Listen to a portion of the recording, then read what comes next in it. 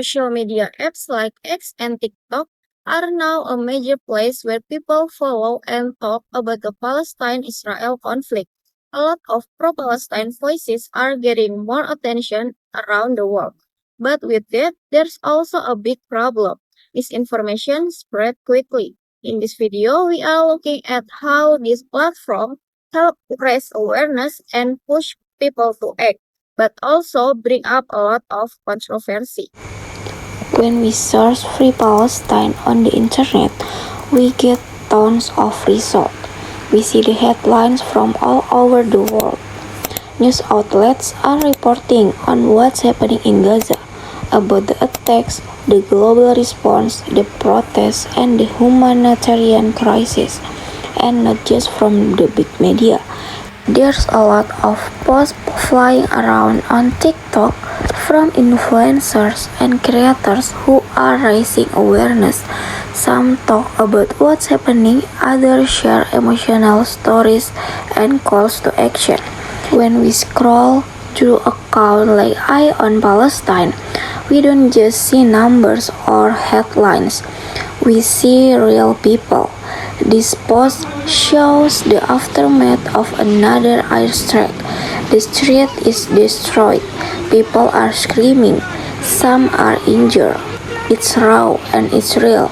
And it reminds us that this isn't just a conflict, it's human suffering and happening right now. But on the other side, social media isn't always helpful. There is been so much misinformation going around. Old videos getting re-uploaded, and when people believe them, it just adds more confusion and panic. Social media is powerful. It makes people care, speak up, and take action. And that's what's happening in Indonesia too. Viral posts spark real conversation. People are no longer silent. They are demanding action. They are asking, is our government just watching or are we truly standing up for Palestine? In the issue of Palestine, Indonesian society has shown tremendous support on social media, with hashtags like Save Gaza and Free Palestine. Posts of solidarity, viral campaigns, and calls to action have created public pressure on the government. Many are urging Indonesia to take a firm stance against Israel or the countries that support it, such as cutting ties or even pushing for military aid and economic sanctions against Israel. On the other hand, foreign policy cannot be determined solely based on public emotion. The government must consider various strategic interests such as trade relations, international cooperation, and Indonesia's position in global forums. This is where the challenge lies. How can the government balance the strong aspiration of its people with a diplomatic policy that remains rational and measured? A misstep could disrupt foreign relations. This is where the challenge lies. How can the government balance the strong aspirations of its people with a diplomatic policy that remains rational and measured? A misstep could disrupt foreign relations and harm Indonesia's image as a free and active player in instrumental international diplomacy. Social media can create bottom-up pressure that may influence government performance. Therefore, it is crucial for the government to maintain a balance between the people's aspiration and the rational approach to state affairs. In response to the Israeli-Palestinian conflicts, many activists and communities have called for boycotts of countries seen as supporting Israel, such as the US, UAE, and others. These efforts aim to pressure government and companies to end support for Israel and show solidarity with Palestinians. However, these boycott calls are sometimes accompanied by hate speech and generalizations, which risk deepening polarization, spreading misinformation, and fueling intercommunal tensions. Public anger can also evolve into hostility towards entire nations or peoples, rather than focusing on specific policies. Though often grassroots in nature, such movements can create indirect diplomatic tensions. Countries targeted by the boycotts may reduce cooperation or investments, and bilateral relations can quietly deteriorate. Governments also face pressure to balance public sentiment with the need for stable foreign relations. In short, While boycotts can be a form of legitimate protest, they must avoid crossing into hate speech or damaging international diplomacy, especially in multicultural or interdependent global contexts. The diaspora itself is a group of people who come from a country who live outside their home region because of interests such as work, education, and others. Israeli-Palestinian conflict. When we support Palestine, there will be many challenges, especially for those who are pro-Israel, such as the United States. Let's discuss the impact on the diaspora and foreigner in Indonesia who may be affected by online hate speech.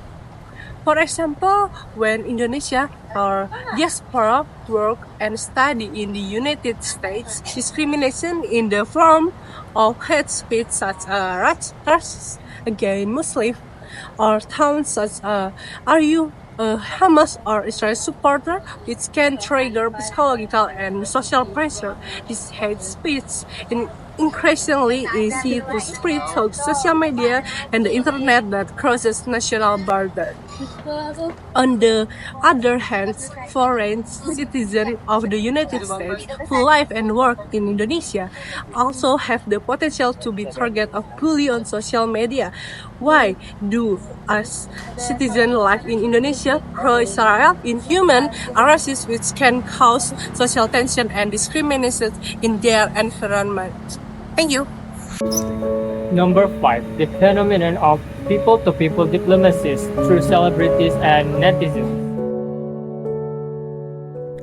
People to people diplomacy involves ordinary people like activists, celebrities, and internet users, and community groups, rather than governments. It's informal.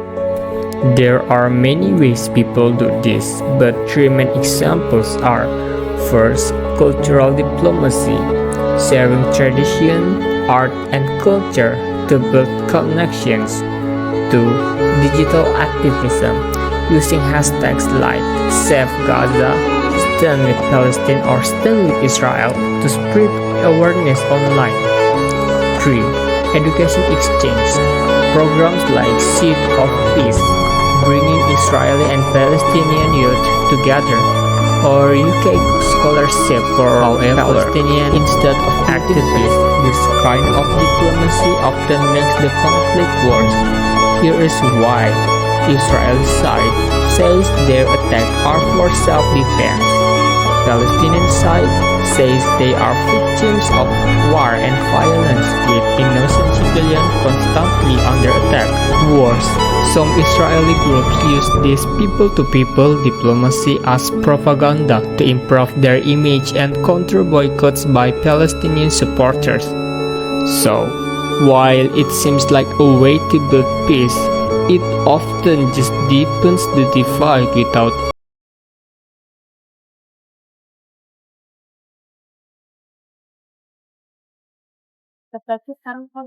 In the context of Israeli-Palestinian conflicts, diplomacy does not only take place through official government channels, but also through public relations that is widely spread on social media. This phenomenon is known as unofficial digital diplomacy or people-to-people diplomacy, which involves celebrities, influencers, and netizens. When the Indonesian people massively voice their support for Palestine, openly and sometimes aggressively, this can form an international perception that Indonesia is not neutral. This perception of non-neutrality risks damaging Indonesia's image as a country that has been known to be moderate and active in promoting global peace. Another impact is the disruption of Indonesia's diplomatic bargaining position in the international arena. Partner countries such as the United States or the United Arab Emirates may feel uncomfortable establishing strategic cooperation with Indonesia if domestic public opinion attacks their policies related to this conflict too harshly. In addition, high Pressure from public opinion can also make it difficult for the government to maintain a balance between the aspirations of the people and the strategic interests of the country. If left unchecked, this unofficial diplomacy can create tension between Indonesia's traditional foreign policy and the emotional voice of the public, thus hampering the effectiveness of Indonesian diplomacy as a whole.